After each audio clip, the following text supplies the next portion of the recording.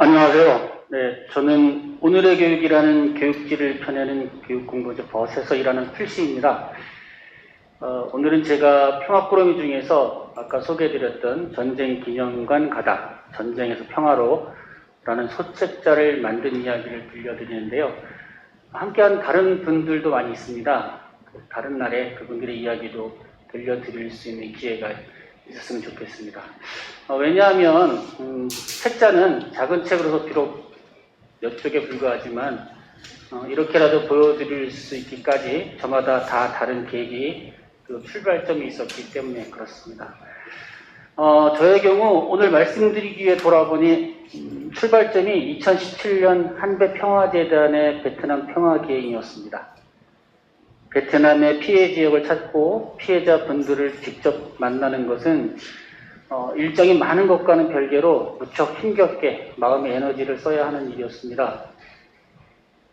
한배평화재단 활동가들도 안내와 통역 그 이상의 무척 많은 에너지를 쓰고 있음을 느꼈습니다. 상담하는 분들의 경우에도 상담하러 오는 분들의 고통이 옮겨오게 돼서 상담하는 또 다른 상담이 필요하다고 하잖아요. 피해자분들의 말씀을 통역하는 재단분들도 비슷하지 않았을까 합니다.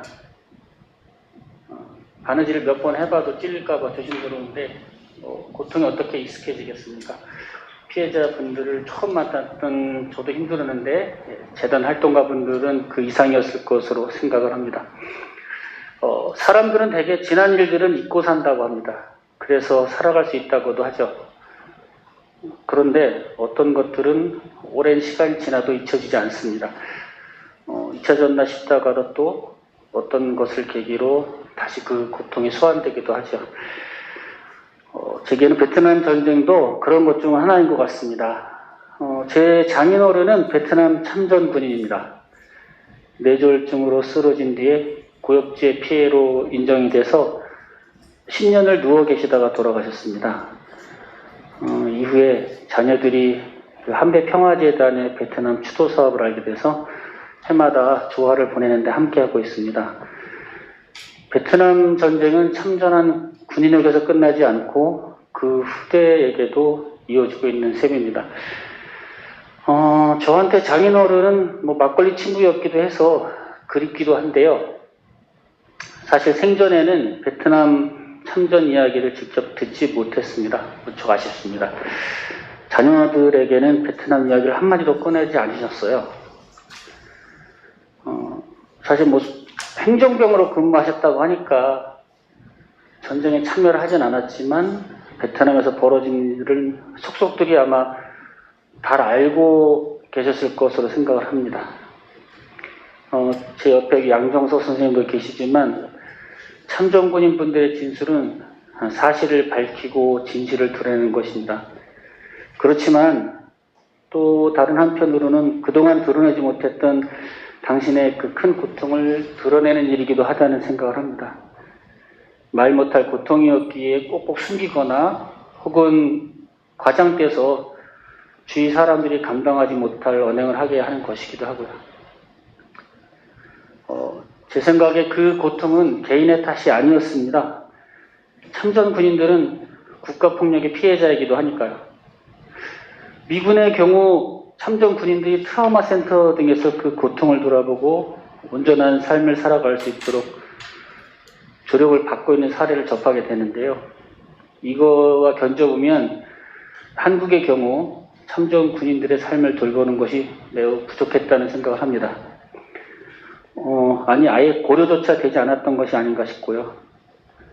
참전 군인들이 자신의 삶을 돌아볼 수 있는 기회를 가졌어야 자신뿐만 아니라 가족을 포함해서 주위 사람들과도 이 사회와도 잘 살아갈 수 있었을 텐데 하는 생각을 합니다.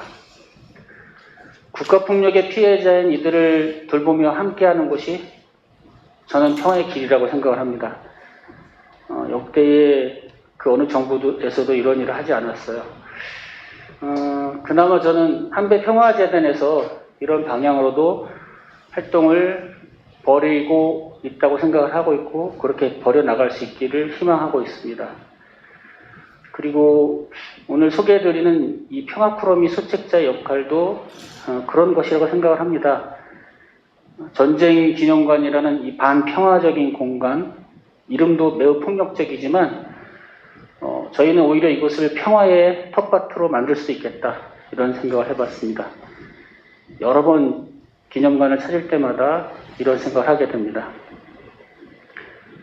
전쟁 기념관은 군인 중심의 사고가 반영된 한국 현대사를 아주 숨김없이 볼 수 있는 곳이기도 했습니다.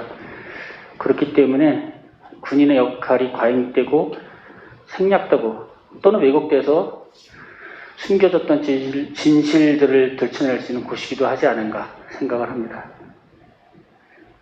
저희가 만든 평화쿠러미 소책자는 전쟁 기념관 중에서 해외 파병실 내 베트남 전쟁 전시에 대한 것입니다. 베트남의 호치민이나 하노이에 가면 그 박물관들에도 베트남 전쟁의 피해, 그리고 당사자들에게는 적들에 맞섰던 영웅들의 서사, 이런 게 전시되어 있습니다. 이들 중 한 곳을 가보면은 사실 우리 전쟁 기념관을 떠올릴 수밖에 없는데요. 근데 사실 전시되어 있는 방식은 다를 수밖에 없습니다. 베트남 전쟁을 이야기하는 그 출발부터가 다르니까요. 이런 차이는 한국과 베트남의 이런 경제적인 이해를 같이 하는 경제 협력을 중심에 둔 그런 것으로는 넘어설 수 없다는 생각을 합니다.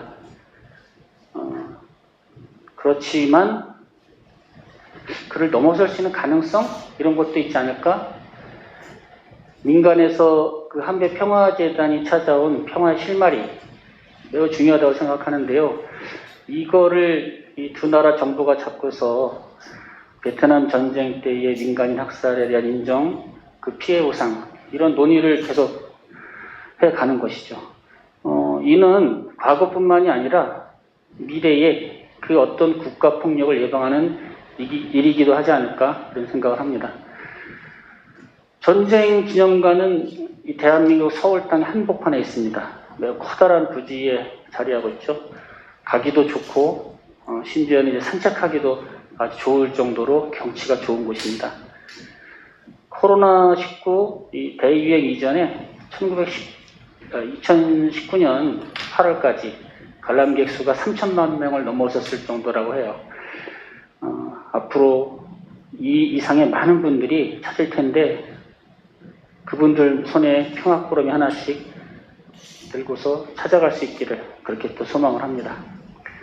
베트남 전쟁 전시는 전쟁 무기, 또 전쟁 도구, 전쟁에 쓰였던 선전 물품, 이런 것들로 가득합니다. 참전한 군부대의 기록은 있는데 피해를 입은 민간인에 대한 기록은 없습니다.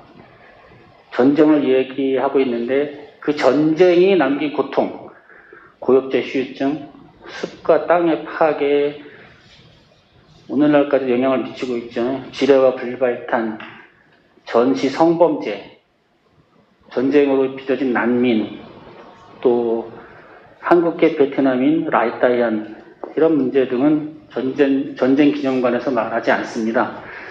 평화쿠러미에서는 이런 전쟁 기념관에 눈에 보이는 전시뿐만이 아니라 보이지 않는, 좀 전에 말씀드린 이런 것까지 지금도 이어지고 있는 고통에 대해서 짚어보기도 했습니다. 말을 이어가다 보니까 좀 큰 이야기를 했는데요. 실천은 참 소소합니다. 평화쿠러미 소책자도 그런 소소한 실천 가운데 하나라고 생각을 합니다. 부족하긴 해도 이 작은 책이 한국 현대사를 또 그에 끼친 영향이 결코 적지 않은 베트남 전쟁, 또 희생된 이들의 고통을 이해하는 여러 안내서 가운데 하나로 평화의 시각으로 진실의 문을 열어가는데 좀 역할을 할 수 있기를 제작에 참여한 한 사람으로서 기대하고 있습니다. 그리고 하나 더 말씀을 드리면, 앞에서 잠깐 말씀드렸지만 한배 평화재단 활동가들의 짐이 가벼워 보이지 않습니다. 그래서 활동가들의 모습은 사실 재단의 모습이기도 하다는 생각을 합니다. 뭐 별다른 걸 요청드리는 건 아니고요.